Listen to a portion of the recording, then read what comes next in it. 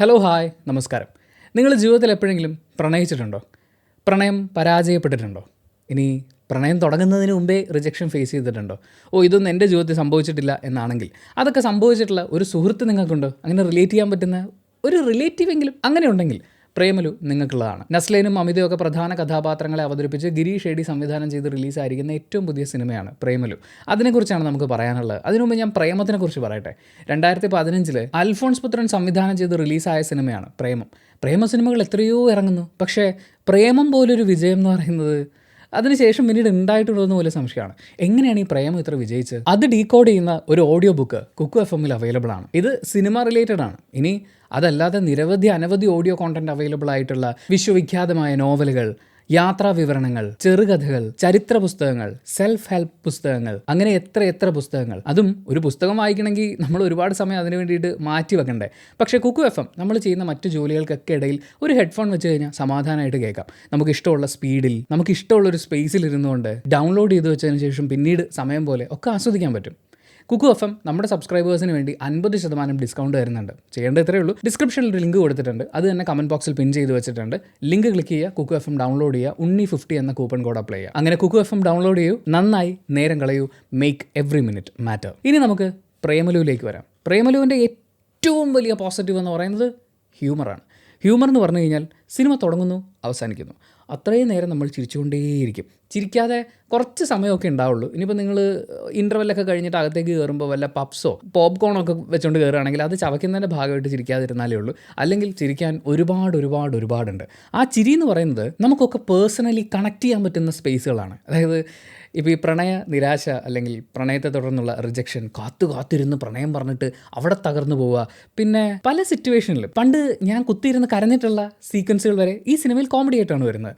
അപ്പോൾ അത് നമുക്കത് എൻജോയ് ചെയ്യാൻ പറ്റുന്നുണ്ട്. ആ പെയിനൊക്കെ കഴിഞ്ഞിട്ട് നമ്മൾ അതിൻ്റെ രസകരമായ വശത്തിനാണല്ലോ ഇപ്പോൾ കാണുന്നത്. ഞാൻ ശരിക്കും എൻജോയ് ചെയ്തിരുന്ന് ചിരിച്ചു തുടക്കം മുതൽ അവസാനം വരെ.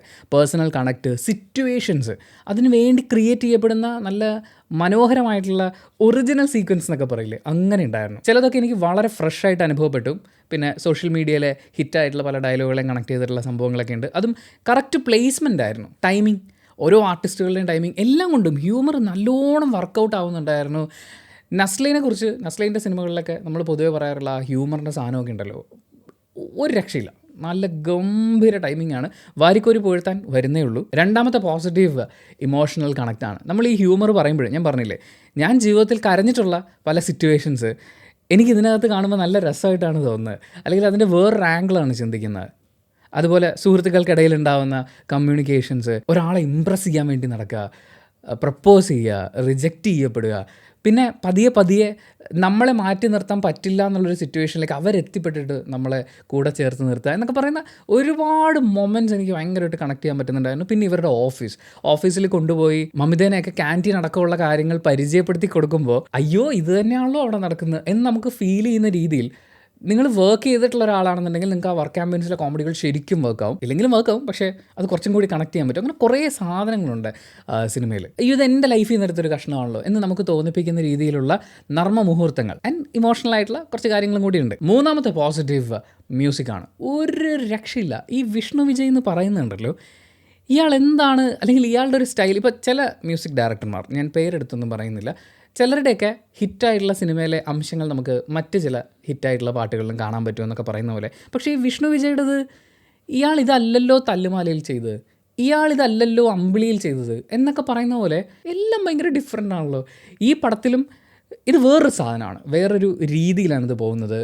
എനിക്ക് ഭയങ്കരമായിട്ട് ഇഷ്ടപ്പെട്ടു. ഇതിലെ പാട്ടുകൾ കേൾക്കാനാണെങ്കിലും ഈ ഓരോ സീക്വൻസിൽ അവർ ബാക്ക്ഗ്രൗണ്ട് സ്കോർ സെറ്റ് ചെയ്തിരിക്കുന്നതാണെങ്കിലും. പിന്നെ ഏറ്റവും എനിക്ക് ഇമോഷണലി ഇഷ്ടം തോന്നിയൊരു കാര്യം എന്ന് പറയുന്നത് KG മാർക്കോസിൻ്റെ ശബ്ദം തിയേറ്ററിൽ കേൾക്കുന്നത്, അദ്ദേഹം പാടുന്നത് കേൾക്കുന്നത്, അത് ഭയങ്കര നൈസായിരുന്നു. അത് നല്ല പ്ലേസ്മെൻറ്റും ആയിരുന്നു ആ പാട്ടിൻ്റെ. ഇനി പറയാനുള്ളത് വിഷ്വലാണ്.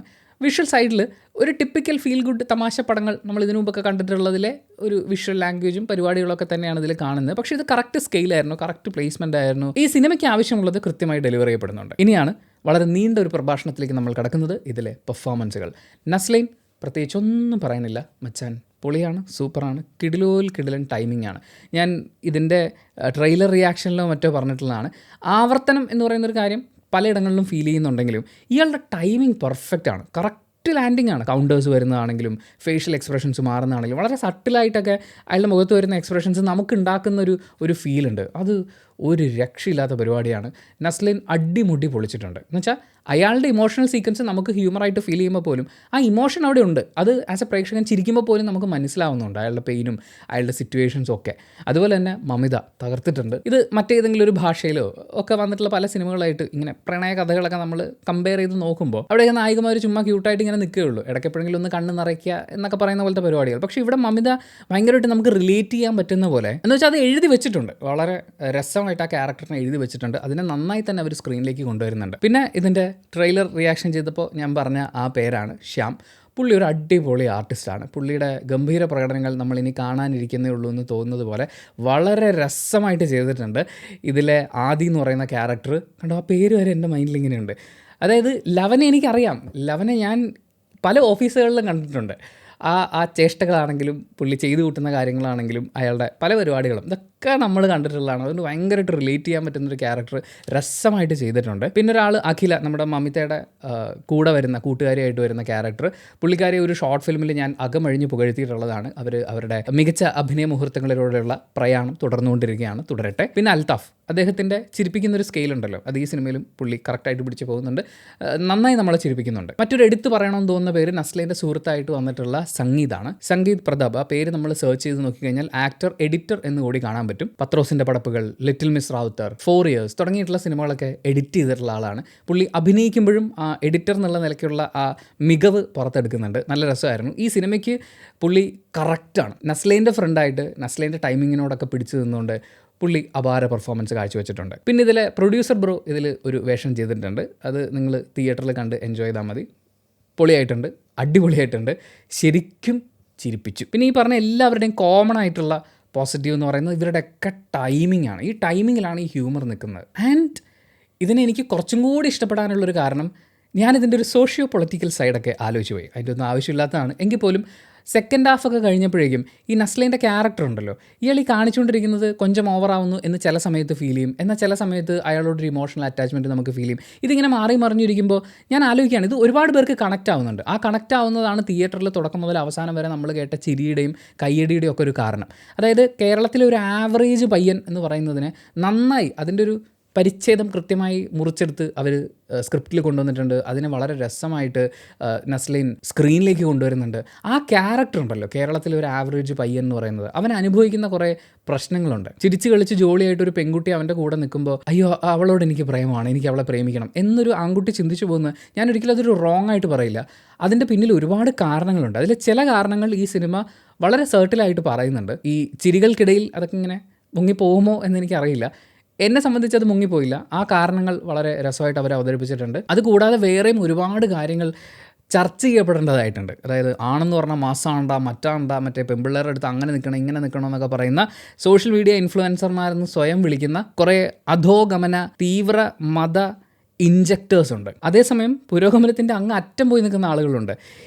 ഈ രണ്ട് കൂട്ടരും കൂടി ചേർന്ന് കൺഫ്യൂസ്ഡ് ആക്കി വെക്കുന്ന ഒരു വലിയ സെറ്റ് ഓഫ് ആൺകുട്ടികളുണ്ട് നമ്മുടെ നാട്ടിൽ. കാരണം ഒരു 20-30 വർഷങ്ങൾക്ക് മുമ്പ് ഒരു പെൺകുട്ടി ജോലിക്ക് പോകണമെങ്കിൽ അച്ഛൻ്റെയും അമ്മയുടെയും ഒക്കെ അനുവാദം വാങ്ങി കഷ്ടപ്പെട്ട് നേടിയെടുക്കുന്നു എന്നൊക്കെ പറയുന്ന പോലത്തെ ഒരു കാര്യത്തിൽ നിന്ന് പെൺകുട്ടികൾ ഇത്രയും മാറിയല്ലോ. അതേസമയം ആൺകുട്ടികൾ വളർത്തപ്പെടുന്ന സാഹചര്യത്തിലും അവർ ചെയ്യണം എന്നാവശ്യപ്പെടുന്ന കാര്യങ്ങളിലൊന്നും കാര്യമായ മാറ്റം ഉണ്ടാകുന്നില്ല. നമ്മൾ ഈ പുരോഗമനം എന്നൊക്കെ പറഞ്ഞു വരുമ്പോഴേക്കും സ്ത്രീകൾ എന്തോ നേടിയെടുത്തു, അല്ലെങ്കിൽ അവർക്ക് എന്തൊക്കെയോ കൂടുതൽ നേടാനുണ്ടെന്നൊക്കെ പറയുന്ന പോലത്തെ കുറേ സംഭവങ്ങൾ നമ്മൾ പറയും. അതിന് വിലങ്ങുതടിയായിട്ട് നിൽക്കുന്ന ഒരു സെറ്റ് ഓഫ് ആൺകുട്ടികളെ കുറിച്ച് കൂടി നമ്മൾ പറയാറുണ്ട്.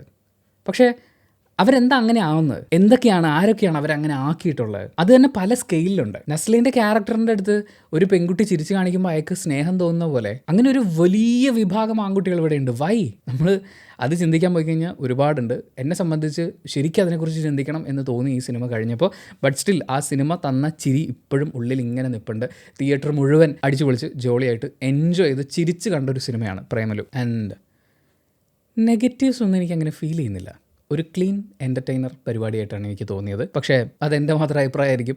നിങ്ങളുടെ അഭിപ്രായം എന്താണ്? അത് വീഡിയോയുടെ താഴെ കമൻറ്റായിട്ട് രേഖപ്പെടുത്തുക. കമൻറ്റ് ബോക്സും കൂടി വായിച്ചിട്ട് സിനിമയ്ക്ക് പോകണോ വേണ്ടോ തീരുമാനിക്കുന്ന ആളുകൾക്ക് അതൊരു വലിയ സഹായമായിരിക്കും. അപ്പോൾ thank you so much. Video ഇഷ്ടപ്പെട്ടാൽ ലൈക്ക് ചെയ്യുക, കമൻറ്റ് ചെയ്യുക, ഷെയർ ചെയ്യുക, സബ്സ്ക്രൈബ് ചെയ്യുന്ന കാര്യം പരിഗണിക്കുക.